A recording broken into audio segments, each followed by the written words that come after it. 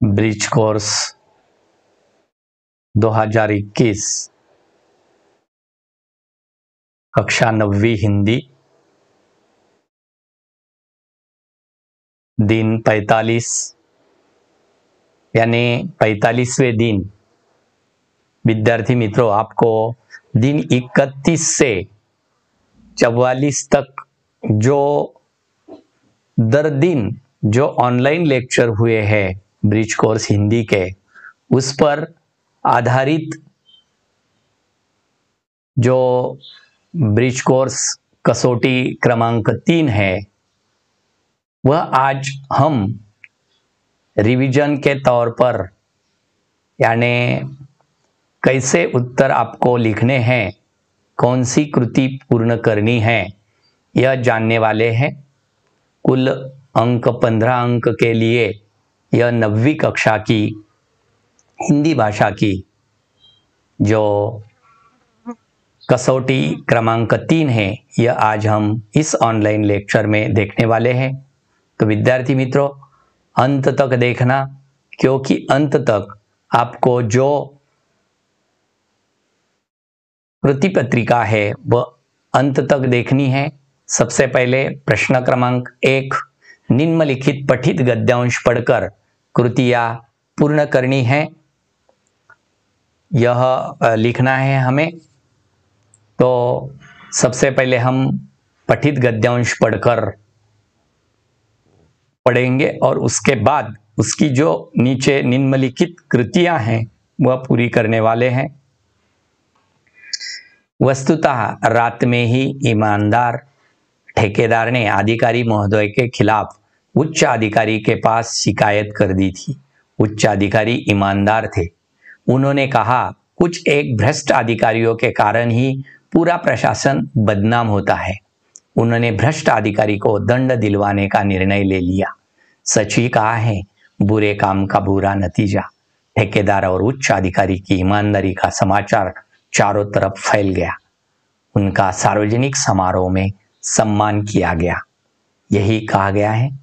तो उसके नीचे जो कृतियां हमें कसौटी में यानी टेस्ट में लिखनी है, वह है, पहली कृतियां हैं, निम्नलिखित कथनों को क्रमानुसार फिर से आपको लिखना है, यानी क्रम देना है हमें। तो सबसे पहले क्रम क्या आता है, उच्च अधिकारी या 3 नंबर को पहले नंबर पर लिखना है। इसको पहला नंबर देना है, इसे पहला नंबर दीजिए और उत्तर में लिखिए 1 नंबर, उच्च अधिकारी ईमानदार थे। 2 नंबर उत्तर में लिखना है आपको, उन्होंने भ्रष्ट अधिकारी को दंड दिलवाने का निर्णय लिया। 2 नंबर पे लिखिए। 3 नंबर पे लिखना है, ठेकेदार और उच्च अधिकारी को की ईमानदारी का समाचार चारों तरफ फैल गया, 3 नंबर। और 4 नंबर आपको लिखना है, उनका सार्वजनिक समारोह में सम्मान किया गया, यानी 2 नंबर को 4 नंबर पे लिखना है। इसी क्रमवार से सिर्फ आपको क्रम से फिर एक बार लिखना है, कुल 2 अंक के लिए है। तो आपको इतना करना है, लिखा। उसके बाद आ में निम्नलिखित शब्दों के समानार्थी शब्द आपको लिखने हैं। निर्णय, फैसला, या क्या लिखना है, फैसला।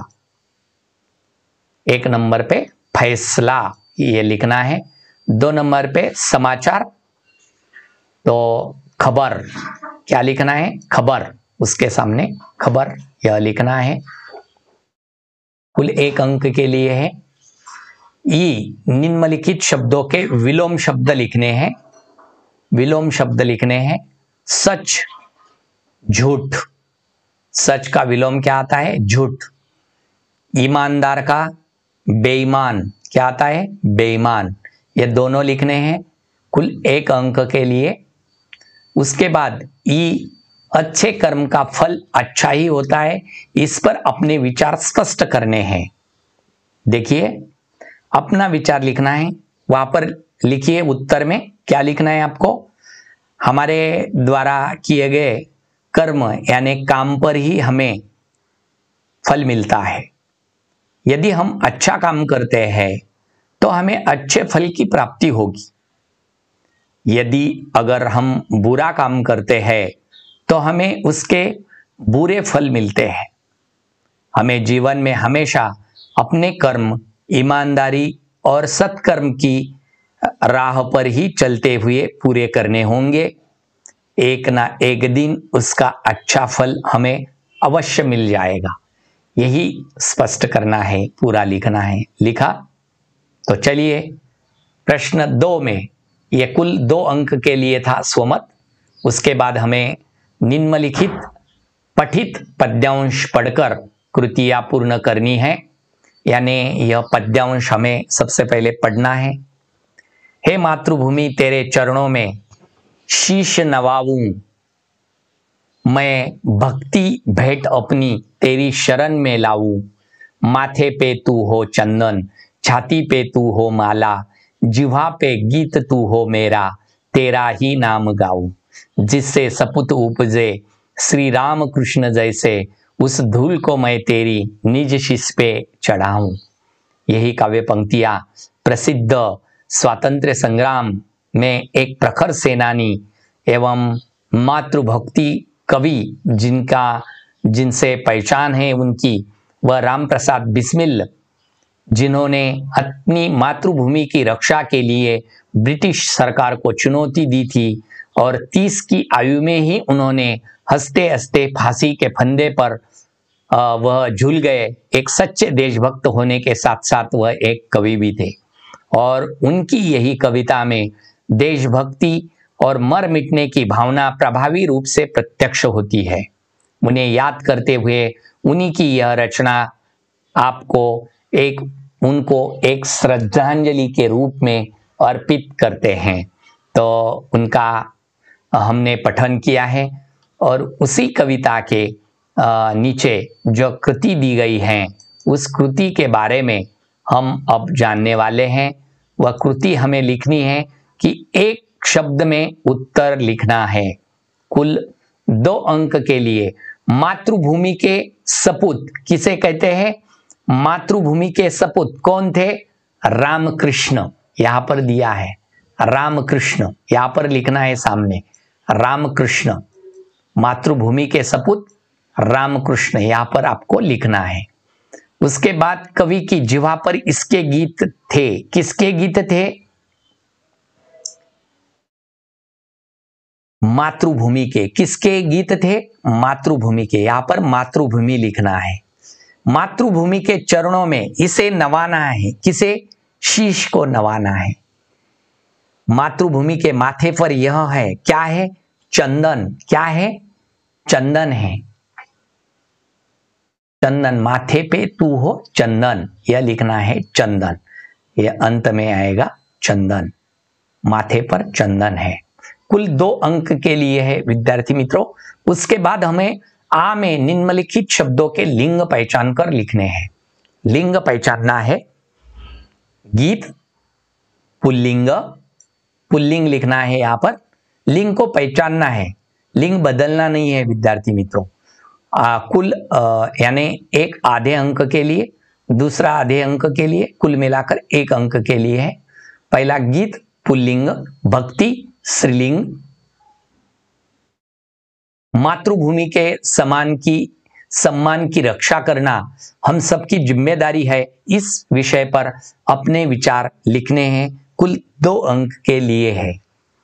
तो अपनी माता की जैसी ही मातृभूमि अपनी संतानों के लिए फल फूल अनाज आदि प्राकृतिक संसाधन उपलब्ध कराती है हमारे लिए और हमारे जीवन को सुखमय करती है। जिस व्यक्ति में अपनी मातृभूमि के प्रति प्रेम नहीं होता है उसमें मानवीय संवेदना नहीं हो सकती। मातृभूमि की सेवा में जीवन अर्पण करना हर एक मानव की एक जिम्मेदारी बनती है। यानी मातृभूमि के सम्मान की रक्षा करना हम सबकी जिम्मेदारी है। इस विषय पर हमने अपने विचार रखे हैं कुल 2 अंक के लिए। यह लिखने हैं। चलिए आगे, प्रश्न क्रमांक 3 आपको लिखना है। एक अपठित गद्यांश है, वह पढ़कर ऐसे 4 प्रश्न तैयार करने हैं जिनके उत्तर गद्यांश में एक एक वाक्य में हो, ऐसे आपको बनाने हैं। यानी 1 अंक के लिए है, तो आगे देखिए, कुल 1 अंक के लिए आएगा, कुल 4 अंक के लिए। सबसे पहले हम उसे पढ़ेंगे। अन्न की तरह जल भी जीवन का एक प्रमुख आधार है। जल न बरसे तो फसल ही नहीं हो सकती। नदियां, कुएं, तालाब सभी सूख जाएं। आदमी तो क्या, पशु पक्षियों तथा पेड़ पौधों का जीना भी मुश्किल हो जाए। सच तो यह है कि पानी ही जीवन है। इसी से हम अपना शरीर स्वच्छ रखते हैं, इसी से हम कपड़े धोते हैं। इसके बिना न हम भोजन बना सकते हैं, न प्यास बुझा सकते हैं। पानी को व्यर्थ नष्ट करना मूर्खता है। बरसात में जितना मेघ बरसता है, उसे यदि हम जलाशयों में जमा कर ले तो उससे अनेक लाभ हो सकते हैं। हमारी सरकार कई नदियों में बड़े बड़े बांध बनाकर विशाल जलाशय तैयार कर रही है। इनके पानी से आसपास की लाखों एकड़ जमीन भूमि पर खेती हो सकेगी। बंजर जमीन उपजाऊ हो जाएगी। रेगिस्तान लहलहा उठेंगे। देश में सब जगह खुशहाली नजर आएगी। इसी पानी से बिजली भी पैदा हो जाएगी, जिससे हमारे शहर और गांव जगमगा उठेंगे। हमारी रेलगाड़ियां और कारखाने बिजली से चलने लगेंगे। आकाशवाणी हर घर में सुनाई देगी। हर जगह नई उमंग और नया उत्साह छा जाएगा। यही जो अपठित गद्यांश है, इसके नीचे आपको क्या करना है विद्यार्थी मित्रों, तो ऐसे प्रश्न तैयार करने हैं इस पढ़ने के बाद कि उस उत्तर का एक वाक्य में या एक शब्द में उत्तर होना चाहिए। ऐसे सिर्फ हमें प्रश्न तैयार करने हैं। कुल 4 अंक के लिए 4 प्रश्न पूछे गए हैं। यहाँ पर 4 अंक के लिए लिखने, तो सबसे पहला प्रश्न आएगा, अन्न की तरह जल किसका प्रमुख आधार है? किसका प्रमुख आधार है, और बाद में सामने उसके प्रश्न चिन्ह लगाना है। यह हो गया पहला, 1 अंक के लिए। दूसरा देखिए, पानी को कहाँ इकट्ठा करने से लाभ हो सकता है? पानी को कहाँ इकट्ठा करने से लाभ हो सकता है, बाद में प्रश्न चिन्ह लगाना है। हो गए 2 अंक के लिए। और तीसरे अंक के लिए लिखना है, जल नहीं बरसा तो कौन सूख जाएगा? जल नहीं बरसा तो कौन सूख जाएगा, बाद में प्रश्न चिन्ह लगाना है। ये हो गया 3 होने के बाद आपको 3 अंक मिल जाएंगे। और अंत में जो चौथा है, वह प्रश्न तैयार किया है, वह है, रेलगाड़ी और कारखाने किससे चलते हैं? रेलगाड़ी और कारखाने किससे चलते हैं, बाद में आपको प्रश्न चिन्ह लगाना है। और प्रश्न चिन्ह लगाने के बाद आपको कुल 4 अंक मिल जाएंगे। इसी की तरह देखिए विद्यार्थी मित्रों, आप सभी ने कुल 15 अंक के लिए हमने सभी प्रश्नों के उत्तर अपने तरीके से, स्पष्ट तरीके से जाने हैं। अगर आपने यह अंत तक देखा, आप सभी ने इसे स्पष्टीकरणात्मक, यानी हमने पूरी चर्चा करने के बाद उत्तर ढूंढे हैं, और उत्तर आपकी जरूरत के हिसाब से और आपसे ही मिलाए हैं।